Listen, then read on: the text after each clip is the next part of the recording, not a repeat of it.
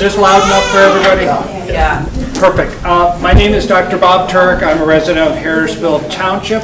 I don't hold elective office. I'm not seeking elective office. I am just a person with my dear friend Jeff Dobbs who has collected a lot of information that if you give me 10, 15 minutes, I think you're really going to be glad.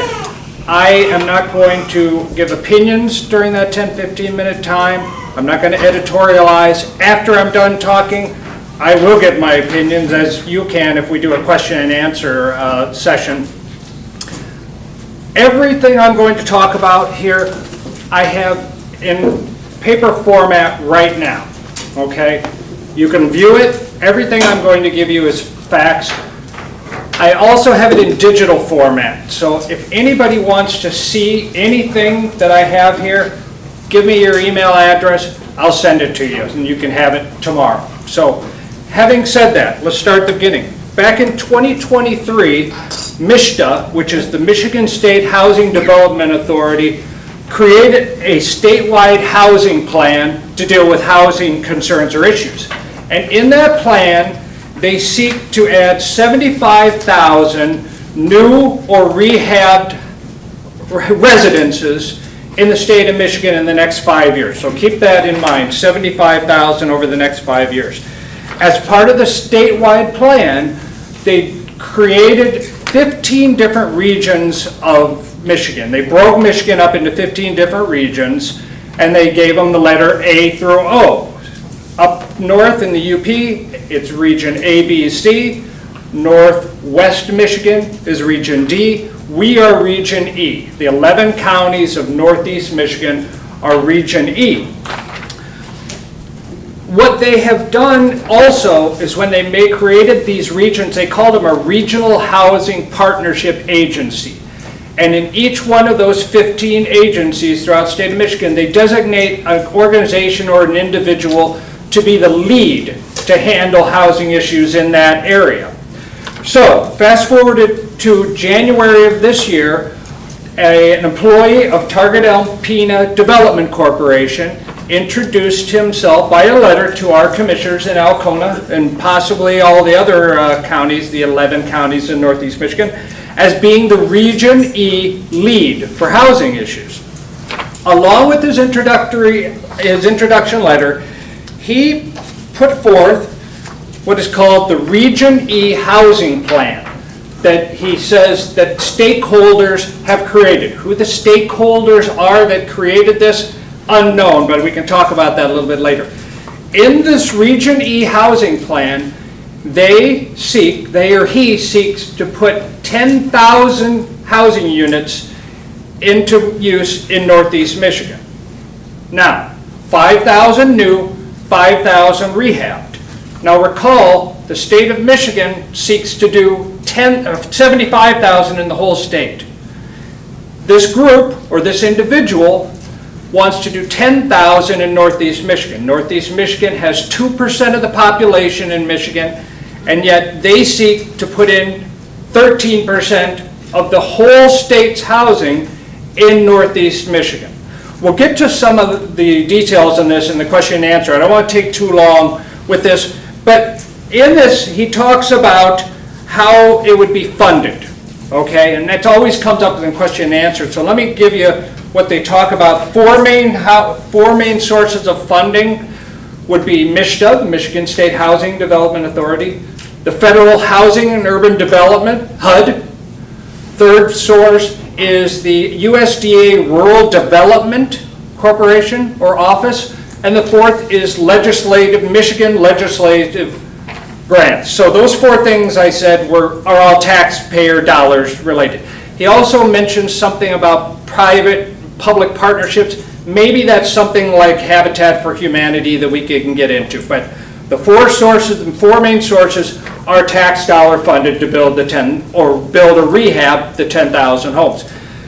It also brings up something called gap funding. If you've ever heard housing, they talk about gap funding. Gap funding is a subsidy from the local, state, or federal government to help with either the construction of housing or to subsidize rents or to subsidize the operations of a housing unit. So here again, it's a subsidy from the taxpayer to make these housing projects worse. So I have a little bit about that. 10,000 homes, let me break that down for you, what that would be. 11 counties in Northeast Michigan. If we broke it out evenly, that'd be 909 homes in each county to be added over the next 5 years. 450 new homes in 5 years, 450 rehab. What is that? 90 new homes every year for the next 5 years in every county. 90 rehab homes added every year for the next 5 years in every county. But if you broke it up according to population, which might be more realistic, Alpena County, for instance, would have 1,427 new residences put in the next 5 years. 700 new homes built, 700 rehab homes. So that's where that 10,000 number, what it really means. Along with the regional housing plan, something else is being distributed. That's 19 pages. Is something called Housing is Economic Development. It's 85 pages. I didn't copy it all off, but I have it for you. And basically what they're saying is they're trying to turn economics on its head. That in the past you'd have economic growth, jobs, and then you would build homes. They're trying to say, no, we are going to build homes, and that's going to stimulate the economy. That will bring jobs. Putting in homes first turns classical economics onto his head. But I want you to listen to some of the people who put forth, made this housing is development. Housing is economic development. Some of the groups that put this forth, if I can open it up. Listen to this. Innova Lab Development, Acosta Real Estate and Development, National Development Council, Renovare Development, the Northern Homes Community Development Corporation, Shiawassee Economic Development. This was put out by developers saying economic development as a result of homes. One other group that was involved with this, Habitat for Humanity of Northeast Michigan. Now, Habitat for Humanity of Northeast Michigan, I'm old enough to remember when Habitat was the concept of sweat equity. Somebody built their home, got involved, and that's not what Habitat for Humanity is at all. In a WBKB interview with the Northeast Michigan Executive Director of Habitat, Ted Fines says we are one of the biggest housing developers in the country. Habitat for Humanity, in fact, it goes to the point of saying that we've long dealt with the wrong notion that we're simply a charity that provides free houses to people. They are a housing developer, Habitat for Humanity, a WBKB article. After the last couple months, well, not even before that, I don't know if you've all noticed, I don't get the Alpena News or don't get WBKB, been a non-stop parade of articles, editorials addressing the housing crisis, okay? But I want to focus on two that came out. They came out both in May, where the husband and wife editors of Alpena News both saw fit to put in an editorial and said that our local government officials, decision makers, have been given their marching orders to build housing based upon a survey that was done. The survey is called the 2024 Northeast Michigan Community Enhancement Survey. The survey took place over a couple of weeks, 3 weeks back in March of 2024. It was an electronic survey. Number one, you had to know about it, and then you had to do it online. I don't know how many people here knew about it or took this survey. Don't feel bad. A grand total of 323 people took this online survey. That's out of a population of 202,000 in Northeast Michigan. That's between 1 and 2 people out of every, or 1 or 2 people out of every 2,000 people took that survey. And yet they consider this, and the Alpena News considers this a comprehensive survey, even though 323 people took it. But what's more, 4 of the 11 counties, not a single person in those counties responded to this survey. Ogama, Otsego, Oscoda, Roscommon, Not a single person took the survey.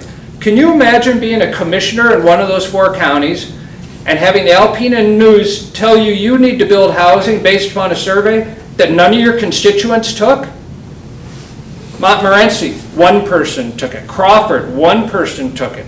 Sheboygan, a grand total of 3. I've just listed 7 counties. There was only 7 people took the survey in those 7 counties. Yet for the Alpena News, those counties have been given their marching orders to build housing.